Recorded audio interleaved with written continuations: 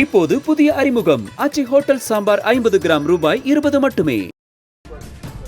அமெரிக்க அதிபருடனான சந்திப்பின் போது coat suit அணியாதது குறித்து யுக்ரைன் அதிபர் ஜெலன்ஸ்கி அளித்த பதில் சமூக வலைதளங்களில் வைரலாகி வருகிறது. அமெரிக்க அதிபர் டிரம்பை யுக்ரைன் அதிபர் ஜெலன்ஸ்கி வெள்ளை மாளிகையில் சந்தித்தார்.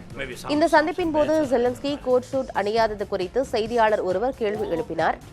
அதற்கு பதிலளித்த ஜெலன்ஸ்கி ரஷ்யாவுடனான போர் முடிந்த பிறகுதான் கோட் சூட் அணிவேன் என கூறினார்.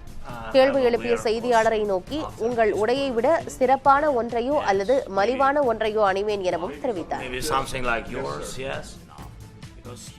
அமெரிக்க அதிபர் டிரம்ப் மற்றும் உக்ரைன் அதிபர் இடையேயான சந்திப்பு ஜேடி வான்ஸ் அடுத்த அமெரிக்க அதிபர் ஆவதற்கான ஆதரவை வலுப்படுத்தியுள்ளது. டிரம்ப் ஜெலன்ஸ்கி சந்திப்பு வார்த்தை மோதலாக வெடித்த நிலையில் அமெரிக்க துணை அதிபர் ஜேடி வான்ஸ் ஜெலன்ஸ்கியை கடுமையாக சாடினார். ஒருமுறை கூட டிரம்பிற்கு நீங்கள் நன்றி கூறவில்லை என விமர்சித்தார். இதனைத் தொடர்ந்து சமூக வலைதளங்களில் ஜேடி வான்ஸ் அடுத்த அதிபராக வேண்டுமென குரல்கள் எழுந்துள்ளன. 2028 ஆண்டு நடைபெறவுள்ள அமெரிக்க அதிபர் தேர்தலில் குடியரசுக் கட்சியின் சார்பில் போட்டியிட ஜேடி வான்ஸுக்கே அதிக ஆதரவு இருந்து வருகிறது. இந்த நிலையில் தற்போது எழுந்துள்ள குரல்கள் அந்த ஆதரவை மேலும் வலுப்படுத்தியிருப்பதாக கருதப்படுகிறது. டொனால்டு டிரம்பின் ஆதரவு உக்ரைனுக்கு முக்கியம் என அந்நாட்டு அதிபர் ஜெலன்ஸ்கி தெரிவித்துள்ளார். அமெரிக்காவிலிருந்து பிரிட்டன் சென்றடைந்த ஜெலன்ஸ்கி தனது சமூக வலைதளத்தில் பதிவு ஒன்றை வெளியிட்டுள்ளார்.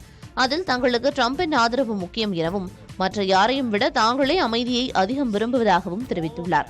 இன்னும் உக்ரைனும் அமெரிக்காவும் மூலோபாய கூட்டாளிகளாக இருப்பதாக குறிப்பிட்ட ஜெலன்ஸ்கி இருவரும் இலக்குகளை உண்மையாக புரிந்து கொள்ள நேர்மையாக இருக்க வேண்டும் எனவும் கூறியுள்ளார்.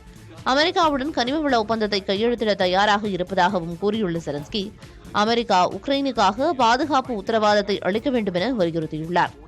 இதனிடையே பிரிட்டன் பிரதமர் கே ஸ்டார்மரை அவரது இல்லத்தில் ஜெலன்ஸ்கி சந்தித்தார்.